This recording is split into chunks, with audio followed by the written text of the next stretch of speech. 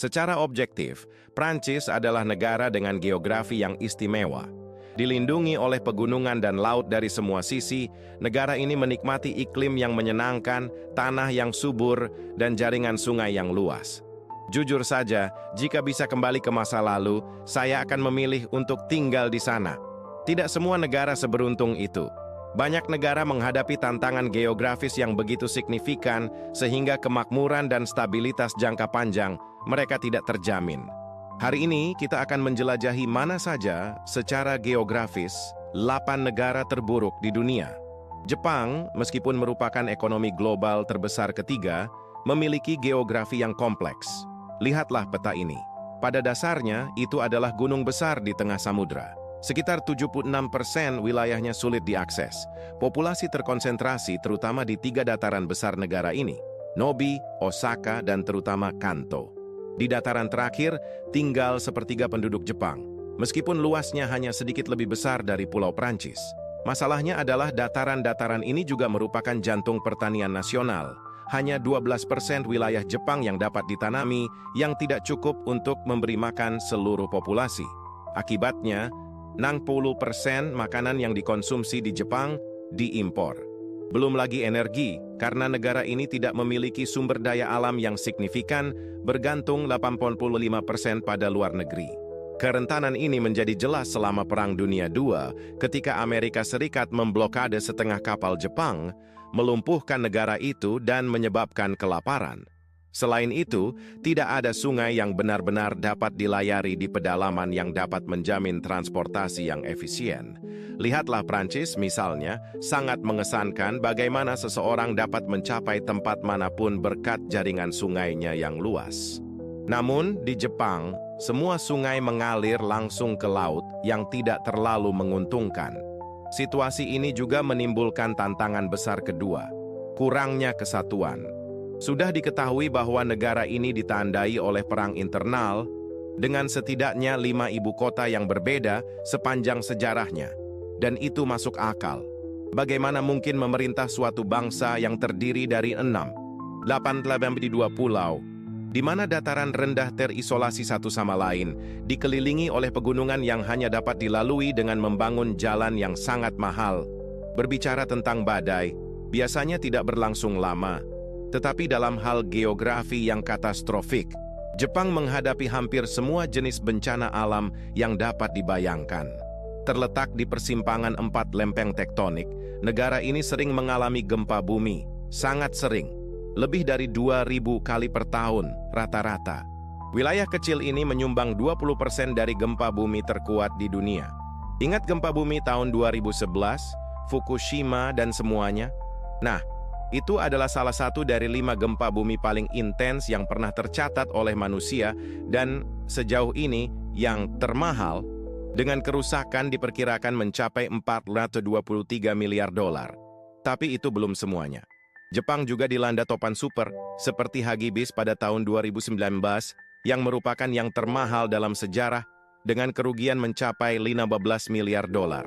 Selain itu, ada gunung berapi yang merusak, dengan lebih dari 111 gunung berapi aktif yang tersebar di kepulauan ini. Abad ke-18 sangatlah menghancurkan, dengan 3 letusan super yang termasuk yang paling mematikan di dunia. Menariknya, kekasaran ini juga menjadi salah satu keunggulan terbesarnya. Dalam berbagai kesempatan, Jepang hampir diserang oleh tetangganya, tetapi setiap kali itu terjadi, alam selalu berpihak pada mereka. Contoh yang menonjol adalah badai yang menghancurkan armada Mongol. Selain itu, apa kepentingan menaklukkan negara ini? Tidak banyak sumber daya alam, pantai barat hampir tidak berpenghuni, dengan sebagian besar penduduk terkonsentrasi di sisi lain, dilindungi oleh barisan pegunungan yang padat. Terkadang, untuk bertahan hidup, tidak perlu menjadi yang terkuat, tetapi yang paling tidak menarik. Memiliki dataran itu menguntungkan. Itu memungkinkan area pertanian yang luas dan kebebasan untuk membangun kota, jalan, dan pabrik. Ada ruang yang cukup. Ini adalah kasus di Polandia, di mana 90% wilayahnya datar. Menariknya, penduduk pertamanya disebut Polans, yang secara harfiah berarti orang-orang dari dataran. Dan dengan melihat jaringan sungai yang luas yang membelah negara itu dengan begitu harmonis, mudah untuk membayangkan bahwa menetap di sana adalah keputusan yang tepat. Tapi, lalu, apa masalahnya? Saat melihat peta, bisakah Anda mengidentifikasi perbatasan Polandia secara intuitif? Berbeda dengan negara-negara seperti Prancis, Spanyol, atau Italia, yang memiliki bentuk yang jelas, Polandia tidak memiliki batas alam yang jelas. Mereka hanya memiliki Laut Baltik di utara dan Pegunungan Karpatia di selatan. Dalam hal maritim, satu-satunya akses ke samudra global adalah melalui Baltik, yang keluarannya bergantung pada jalur sempit antara Denmark dan Swedia. Cukup beberapa kapal musuh yang diposisikan secara strategis, seperti yang terjadi pada tahun 1927 dalam pertempuran Oliwa, dan seluruh lalu lintas laut akan terblokir. Dalam skenario darat, situasinya tidak lebih baik. Sebenarnya bahkan lebih rumit. Pada suatu periode, Polandia adalah kekuatan dunia dengan wilayah yang mencakup Lituania, Latvia, Belarus, Ukraina, dan bahkan sebagian Rusia. Baik, sekarang situasinya sudah tidak sama lagi. Selama berabad-abad, Polandia hanya menghadapi invasi dan serangan dari musuh, kehilangan wilayah secara terus-menerus. Tahun 1772 menandai awal kemunduran ketika negara itu dipaksa menyerahkan sebagian tanahnya kepada kekuatan Rusia, Prusia, dan Austria. Pada saat itu, Polandia kehilangan 30% wilayahnya.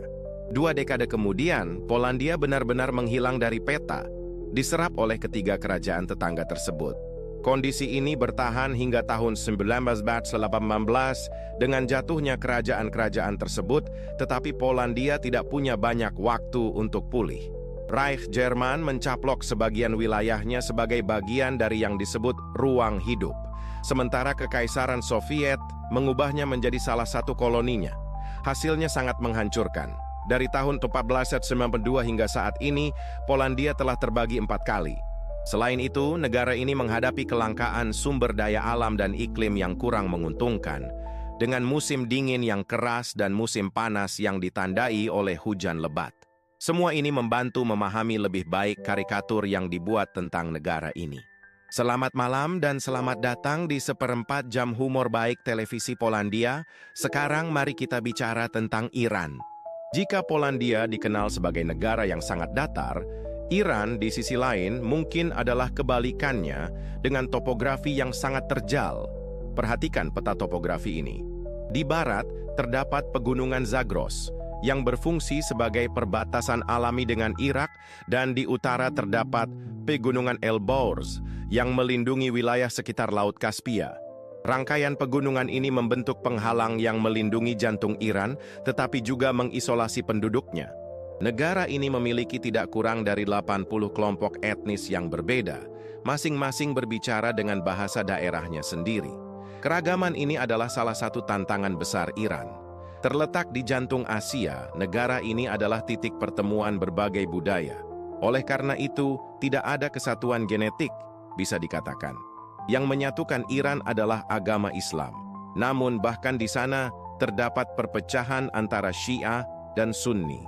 Negara ini menghadapi arus migrasi besar-besaran, terutama dari negara-negara tetangga yang berkonflik. Ada 3 juta warga Afghanistan dan 1,5 juta warga Irak yang sangat menderita. Xenofobia tidak hanya dilembagakan, tetapi juga tersebar luas di antara penduduk. Tantangan lain yang ditimbulkan oleh pegunungan ini adalah transportasi.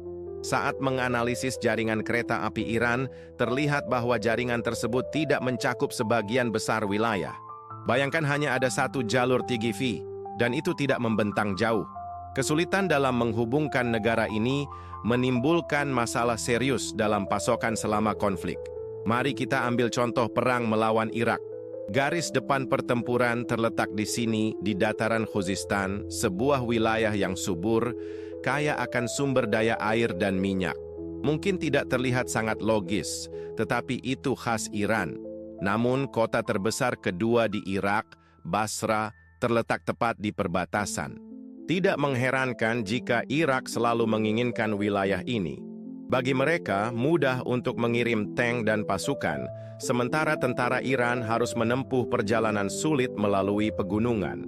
Sebenarnya, tanpa intervensi PBB, kemungkinan besar wilayah ini sekarang akan menjadi milik Irak. Selain itu, iklim negara ini sangat menantang, dengan suhu yang sangat tinggi. Pada bulan Mei, rekor panas tercatat di 80,4 derajat di Gurun Lohot. Masalah lain adalah kurangnya sungai penting di negara ini. Ada sungai seperti Zion the Round, tetapi tertekan oleh pertumbuhan populasi, perubahan iklim, dan pertanian intensif, sungai itu mengering.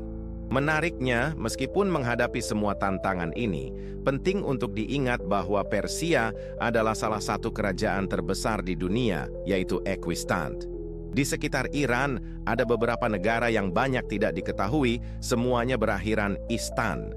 Ada 7 negara yang hidup terisolasi tanpa akses ke laut, dikelilingi oleh kekuatan seperti China, Rusia, India, dan Iran sendiri. Maka, mengapa ke-7 negara ini tidak bersatu untuk membentuk satu blok? Mereka akan menjadi negara keempat terpadat di planet ini. Dengan 314 juta penduduk, negara ke-7 terbesar dalam luas wilayah, dan kekuatan militer global kelima terbesar dengan hampir 1 juta tentara aktif. Secara geografis, lokasinya akan sangat strategis, dengan akses ke Eropa dan Samudra Hindia berkat Kazakhstan dan Pakistan. Unifikasi ini akan didasarkan pada Islam dan sejarah bersama yang ditandai oleh jalur sutra dan warisan Genghis Khan. Terdengar menarik, bukan? Namun, hal ini kemungkinan besar tidak akan terjadi. Negara maju seperti Kazakhstan tidak memiliki alasan nyata untuk bersekutu dengan Afghanistan yang tenggelam dalam konflik militer, atau bahkan dengan Turkmenistan dan Tajikistan yang diperintah oleh rezim otoriter. Selain itu, ke-7 negara ini merupakan rumah bagi lebih dari 18 kelompok etnis yang jarang hidup berdampingan dalam harmoni. Konflik masih berlanjut, seperti di perbatasan antara Tajikistan, Kirgistan, dan Uzbekistan, di mana setiap negara berusaha memperluas wilayahnya dengan mengorbankan negara lain. Secara internal, perang saudara, seperti di Afghanistan, antara Pashtun, Tajik, dan Uzbek juga menjadi penghalang. Pemilihan ibu kota akan menjadi titik perselisihan lainnya. Pakistan kemungkinan besar akan menang dalam negosiasi, karena merupakan satu-satunya negara dengan senjata nuklir dan akses langsung ke perdagangan maritim. Secara ekonomi, untuk bersaing dengan PDB Karachi, ibu kota keuangan Pakistan perlu menambahkan PDB Afghanistan, Tajikistan, Kirgistan, dan Uzbekistan. Negara baru ini akan menghadapi 3 perbatasan yang sangat tidak stabil, dengan India, Iran, dan Rusia. Dapat dikatakan dengan pasti bahwa kekuatan-kekuatan ini tidak akan pernah mengizinkan persatuan seperti itu terwujud. Terakhir, untuk melengkapi, raksasa hipotetis ini akan memiliki disparitas iklim yang ekstrem. Gurun-gurun di Afghanistan mencapai suhu yang sangat panas, yaitu 50 derajat pada musim panas. Sementara itu, di Kazakhstan, Nur Sultan menonjol sebagai ibu kota kedua yang paling dingin di planet ini dengan termometer menunjukkan suhu 20 derajat di bawah nol pada bulan Februari. Pastinya, wilayah-wilayah yang sangat ekstrim. Indonesia. Jika nama itu mengingatkan Anda pada liburan tropis, Anda jauh dari kenyataan. Negara ini terdiri dari 17.504 pulau, tersebar di area yang lebih luas daripada Eropa dan Amerika Serikat. Untuk menjelajahinya dengan mobil, diperlukan waktu 273 jam sepanjang 800 km. Jika Anda lebih suka berjalan kaki, dengan rata-rata 25 km per hari, akan membutuhkan waktu 1 tahun penuh untuk mencapai tujuan. Dan jangan salah, kapal sangat penting karena semuanya bergantung pada feri. Bahkan pulau-pulau utama tidak terhubung oleh jembatan. Isolasi yang ekstrim dan keragaman budaya yang mengesankan. Ada lebih dari 719 bahasa yang digunakan, menjadikan Indonesia sebagai repositori linguistik terbesar kedua di dunia. Dan ini bukanlah bahasa-bahasa yang tidak jelas, hanya digunakan di sudut-sudut terpencil. Tidak.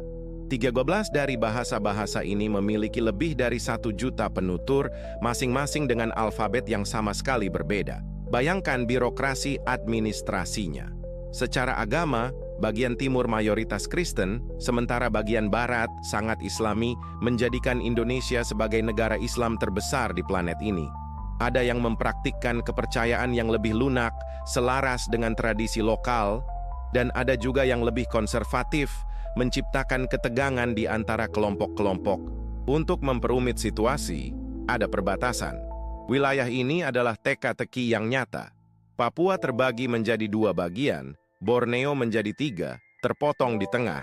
Bahkan ada sebuah negara kecil yang terjepit di tengahnya. Singkatnya, semuanya digambar dengan potongan yang tidak rapi, hasil dari warisan kolonial. Why? Lagi-lagi, bomba ledakan terbesar di negara ini adalah pulau utamanya, Jawa. Indonesia sudah sangat padat penduduknya. Bahkan, ini adalah negara keempat terpadat di dunia. Dan Jawa memusatkan 2/3 dari seluruh populasi tersebut. Ada 150 juta orang di sebuah pulau yang 6 kali lebih kecil dari Prancis. Ini membawa konsekuensi yang mengejutkan. Pulau itu tenggelam. Ya, mungkin segera menghilang dari peta. Tentu, ada pemanasan global dan pencairan gletser.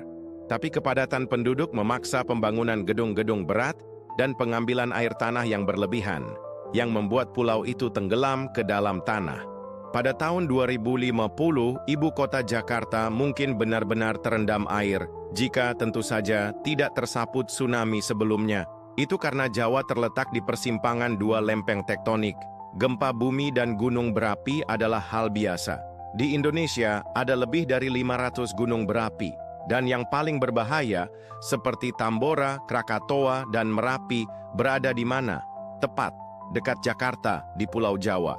Karena itu, diputuskan untuk memindahkan ibu kota sepenuhnya ke pulau lain di Kalimantan. Keputusan yang radikal. Tujuannya adalah untuk mendistribusikan kembali populasi dan menjauh dari bencana alam.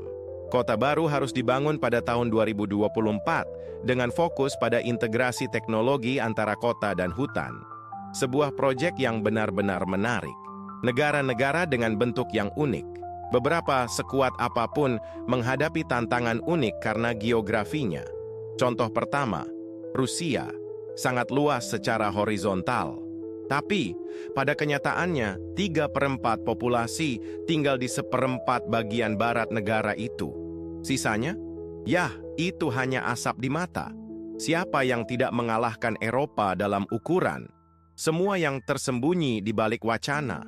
Ini semua tentang sumber daya alam. Masalahnya adalah Rusia menghadapi tantangan geografis yang signifikan, terutama iklimnya, yang membatasinya sebagai kekuatan maritim. Perhatikan Sankt Petersburg, pelabuhan terbesar kedua di negara itu. Selama musim dingin, es menghalangi navigasi. Pelabuhan Laut Hitam, termasuk yang terbesar, Novorossiysk, berkembang, tetapi memiliki opsi rute yang terbatas. Yang tersisa adalah timur, dingin, terisolasi, tetapi memiliki akses ke Pasifik. Contoh kedua adalah Chili, yang luas, tetapi dalam arti vertikal. 20 kali lebih panjang daripada lebarnya, sepanjang Eropa, tetapi tidak lebih lebar dari Portugal.